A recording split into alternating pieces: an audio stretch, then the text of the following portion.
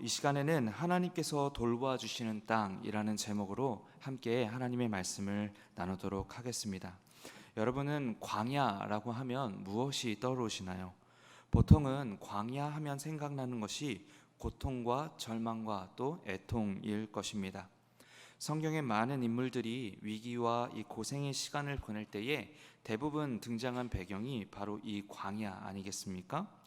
다윗이 자신의 장인어른이었던 그 사울 왕에게 피해서 목숨을 부지하기 위해서 도망갔던 곳이 바로 광야이고요.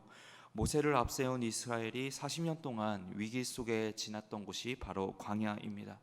그리고 에서를 만나기 직전 그 근심과 고통을 사로잡혀 있던 야곱이 하나님을 만났던 곳도 광야이죠.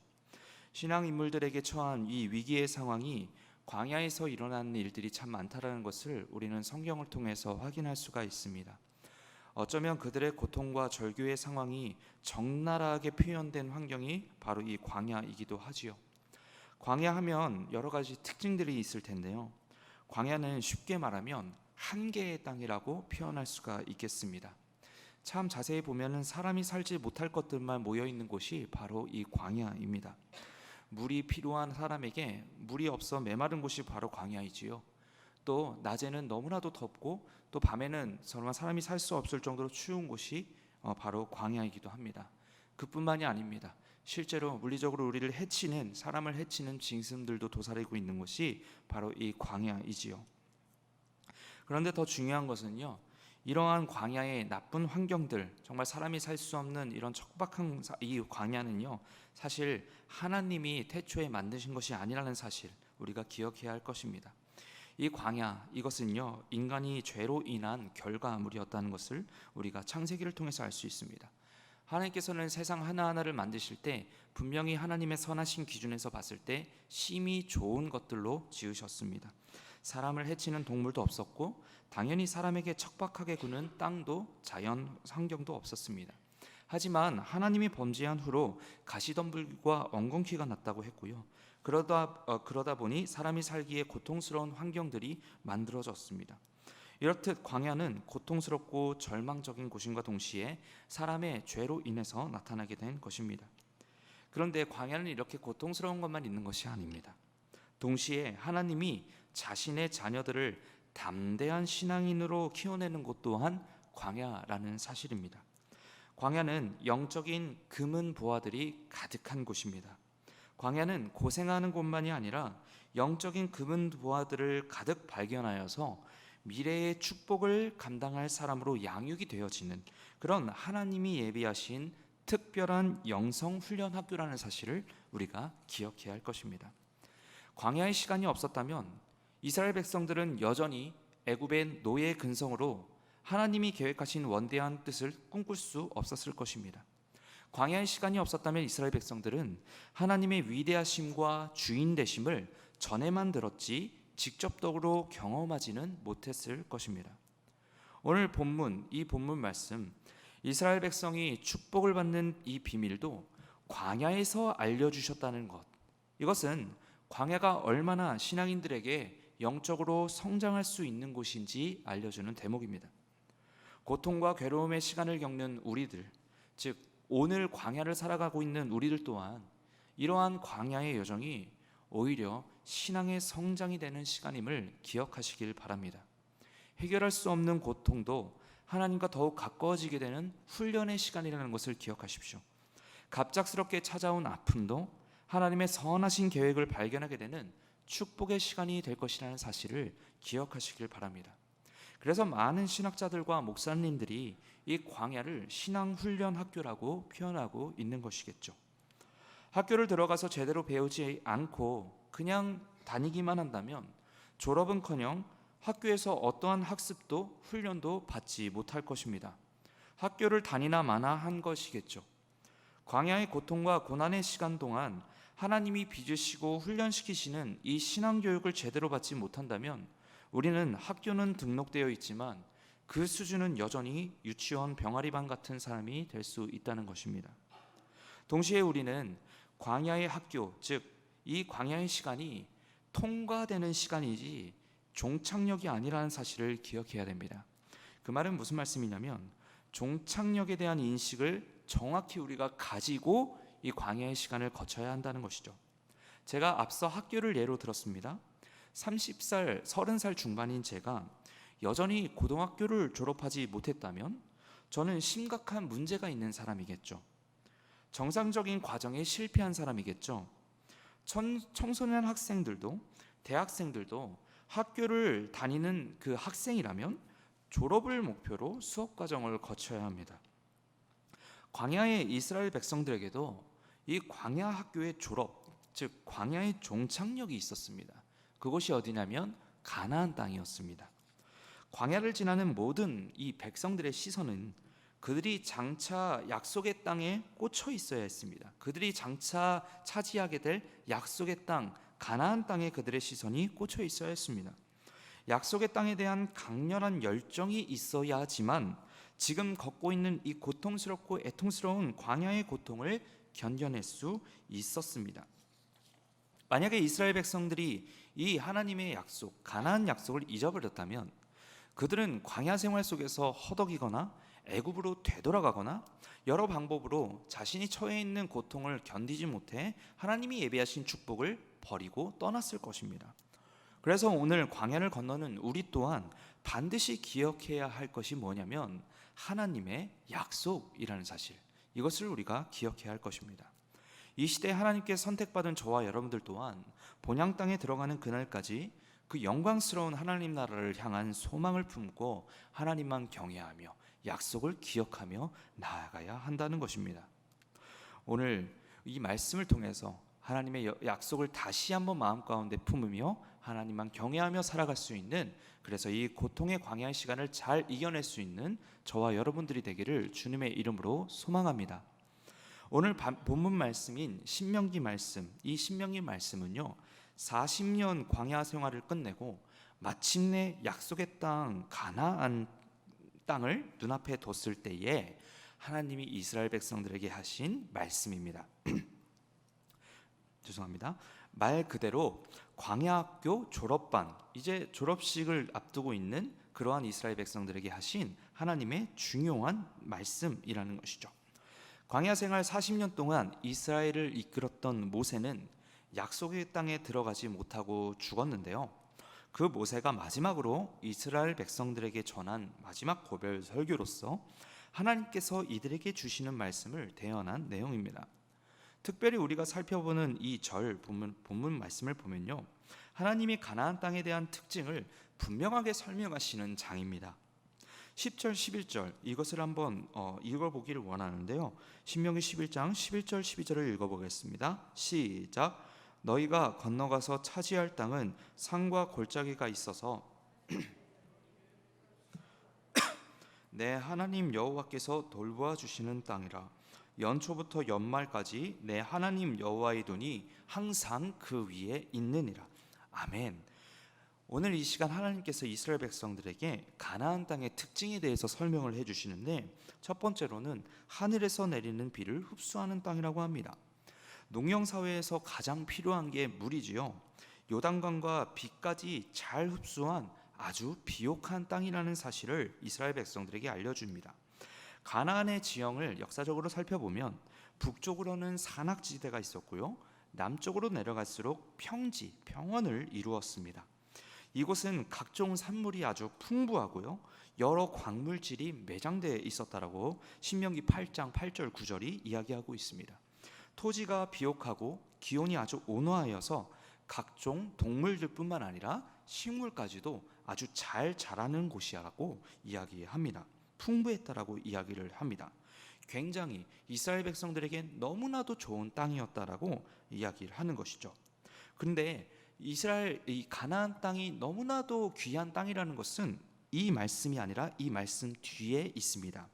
내 하나님 여호와께서 돌보아 주시는 땅이라. 그 이후에 연초부터 연말까지 내 하나님 여호와의 눈이 항상 그 위에 있는 땅이다. 이것이 얼마나 가나안 땅이 귀하고 감사한 땅인지를 알려주는 내용입니다. 연초 연말 365일 내내 하나님의 눈, 즉 하나님의 보호가 항상 그 위에 있는 땅, 이 땅이 바로 가나안 땅이죠. 이처럼 가나안 땅은 이 세상이 줄 수 없는 하나님이 주시는 축복의 땅이었습니다. 동시에 오늘 제목과 같이 하나님께서 돌보아 주시는 땅이 바로 가나안 땅이었습니다. 하나님께서 돌보아 주시면 어떻게 될까요?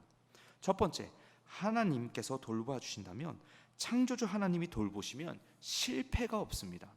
농사 지어 보신 분들은 아시겠지만 농사를 지을 때 참 필요한 것이 많습니다. 그리고 인간적으로 아무리 노력을 한다 한들 이 자연이 받쳐주지 못한다면 그 농사는 완전히 뒤엎어버리게 되는 것이죠. 이런 하나하나를 정확하게 예측하시고 돌보시고 인도하신다면 그 땅에 얼마나 많은 열매가 맺혀지겠습니까?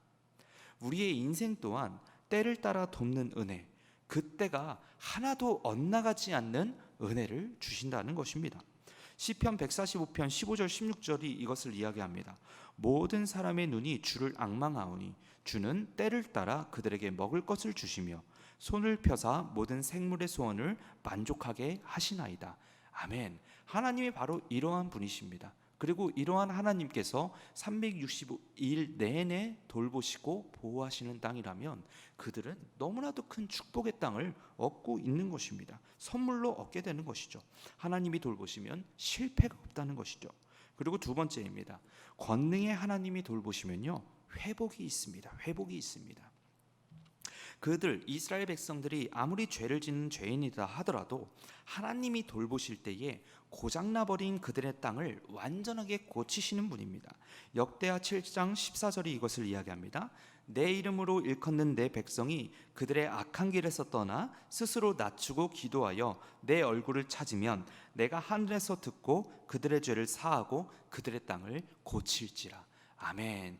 죄인들이 울부짖으며 하나님 앞에 회개했을 때에 이전 것은 없다시피 하시며 새롭게 은혜를 주시고 회복시켜 주시는 그 하나님께서 365일 내내 돌보시고 보호하시는 땅, 그것이 바로 가나안 땅입니다. 이처럼 하나님은 이스라엘 백성들을 위해서 이 비옥한 땅을 예비하셨습니다. 하나님 편에서 자신의 백성들을 위해 예비하신 은혜, 즉 선물이었습니다. 그곳에 거주하는 민족들도 다 물리쳐 주시겠다라고 친히 약속하셨습니다. 이것이 얼마나 큰 은혜입니까? 동시에 하나님 편에서 분명하게 요구하시는 게 하나가 있었습니다. 그것은 하나님 말씀에 순종하는 것이었습니다. 하나님께서 많은 은혜들을 주시고 한 가지 요구하신 게 뭐냐면 순종하는 것이었어요. 하나님 말씀에 순종하는 것이었습니다. 오늘 본문 말씀 13절에서 15절까지가 이것을 이야기합니다. 같이 한번 읽어보겠습니다. 시작. 내가 오늘 너희에게 명하는 내 명령을 너희가 만일 청종하고 너희의 하나님 여호와를 사랑하여 마음을 다하고 뜻을 다하여 섬기면 여호와께서 너희의 늦은 비를 적당한 때에 내리시리니 너희가 곡식과 포도주와 기름을 얻을 것이요 또 가축을 위하여 들에 풀이 나게 하시리니 내가 먹고 배부를 것이라. 아멘. 여호와께서 요구하시는 것은 여호와를 경외하는 것이었습니다. 마음을 다하고 뜻을 다하여 여호와를 섬기며 영원히 그분만을 사랑하는 것이었습니다. 그리고 이것은 신명기에서 계속해서 말씀하시는 이 신명기의 주제라고도 할 수 있습니다. 여호와께서 요구하시는 것이라는 제목으로 신명기 10장 12절 13절이 이야기하는데요, 12절 앞에 보면 여호와께서 요구하시는 것이 있습니다. 12절 13절을 한번 읽어보도록 하겠습니다. 10장 12절 13절이에요. 시작. 이스라엘아, 내 하나님 여호와께서 내게 요구하시는 것이 무엇이냐? 곧 내 하나님 여호와를 경외하여 그의 모든 도를 행하고 그를 사랑하며 마음을 다하고 뜻을 다하여 내 하나님 여호와를 섬기고 내가 오늘 너의 행복을 위하여 너에게 명하는 여호와의 명령과 규례를 지킬 것이 아니냐. 아멘. 지금 신명기 11장과 너무나도 동일한 말씀을 10장에서도 하고 계세요. 사실 11장 10장뿐만이 아니라 신명기 여러 곳에서 하나님만을 섬기고 사랑하라라고 하나님께서 계속해서 이 가나안 입성을 앞둔 이스라엘 백성들에게 촉구하고 있는 것이죠.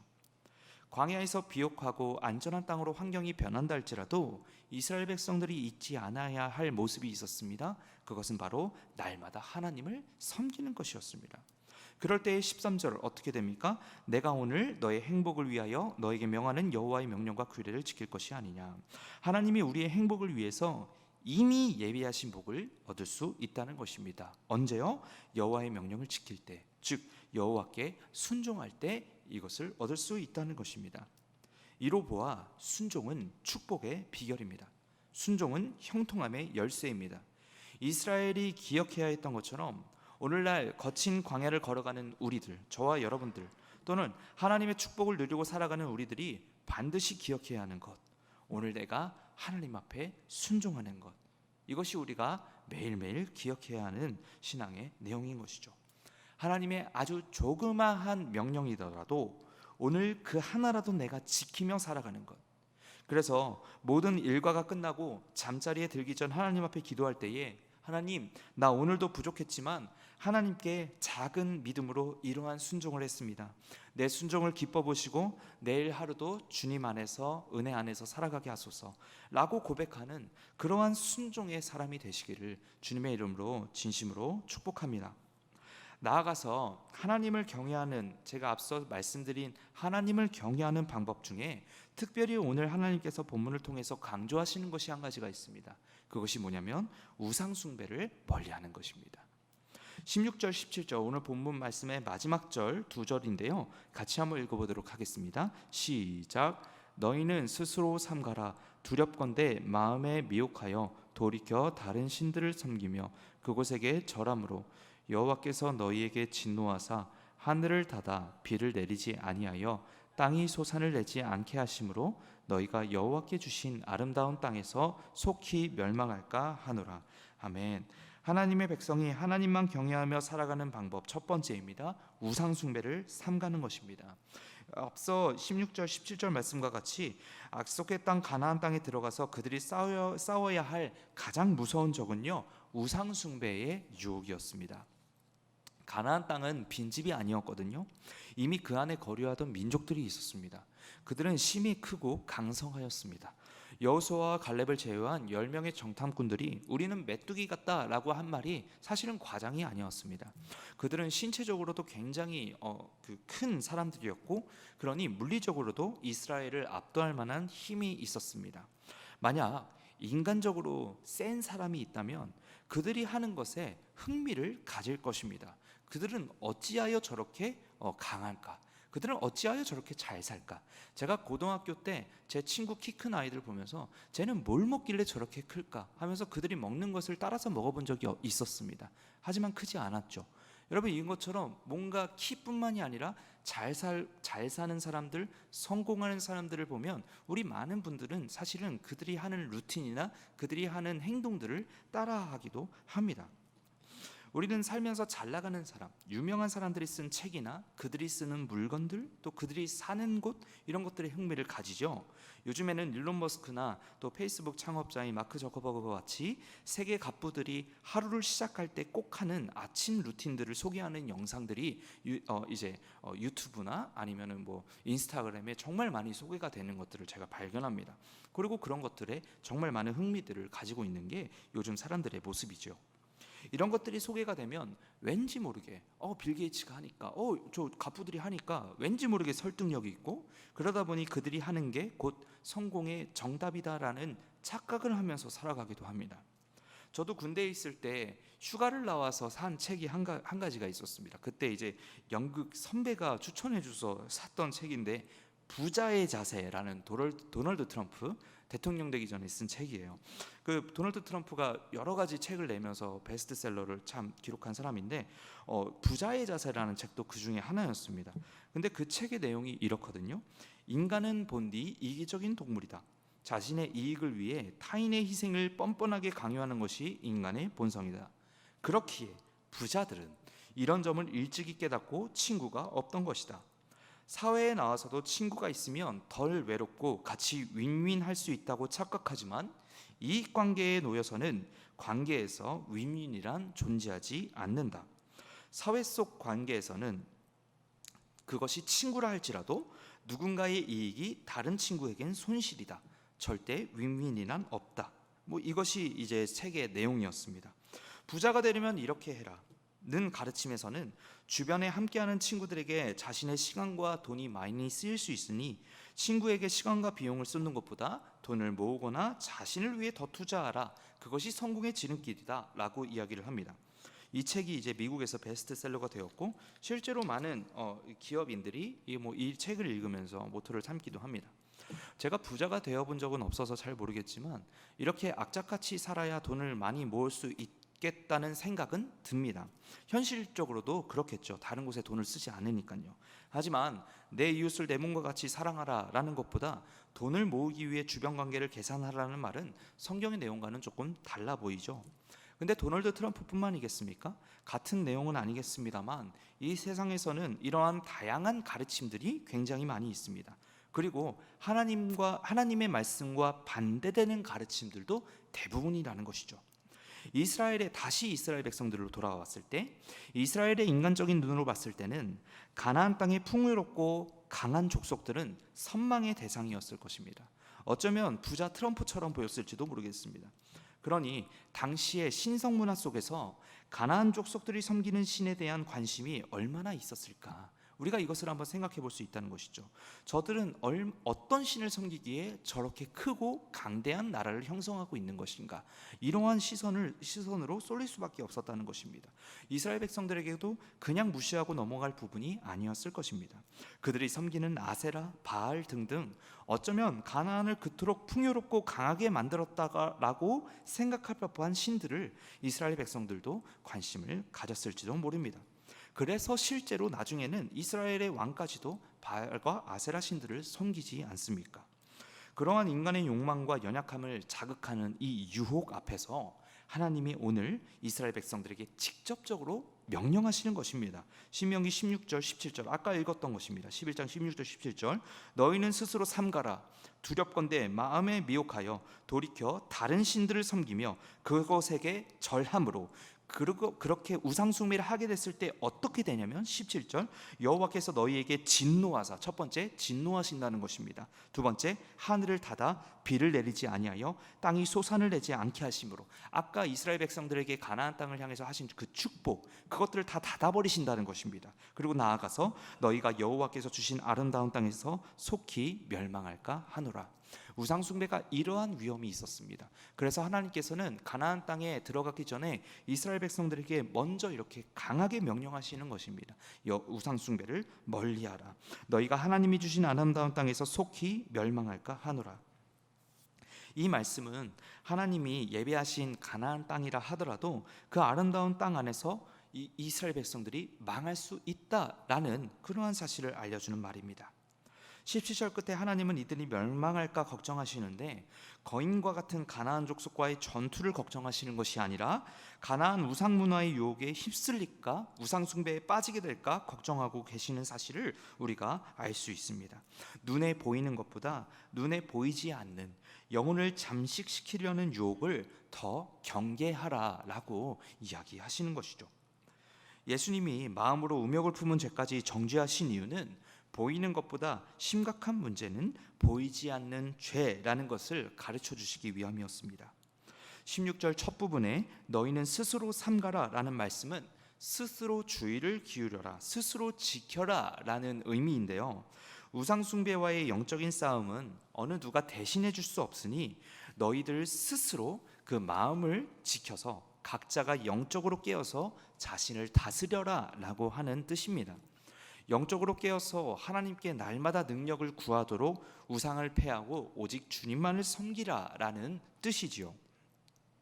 오늘날 우리는 수많은 정보와 문화들이 난무하는 시대를 살아가고 있습니다. 이제는 어느 것이 우리에게 유익한 정보이고 어느 것이 우상인지 분간이 되지 않는 시대를 살아가고 있지요. 이 시대 속에서 우리가 가장 중심적으로 장착해야 하는 가치관은 바로 성경입니다. 이 성경 말씀, 하나님의 말씀을 필터로 옳고 그름을 구분하며 살아야 하나님께서 축복을 닫아버리시는 그런 우상 숭배에서 우리가 피할 수 있다는 것입니다. 그렇기 때문에 우리에게 이 가치관, 즉 성경적인 가치관이 가장 우선적으로 필요하다는 것을 우리가 같이 기억해야 합니다. 그렇지 않으면 우리는 너무나도 쉽게 가나안 땅에 풍토화되어 있던 바알과 아세라 같은 우상에 쉽게 녹아들지도 모릅니다. 그래서 우리는 늘 스스로 삼가며 영적인 분별력으로 오늘을 살아가야 하는 것이죠. 선한 데는 지혜롭고 악한 데는 미련해야 합니다.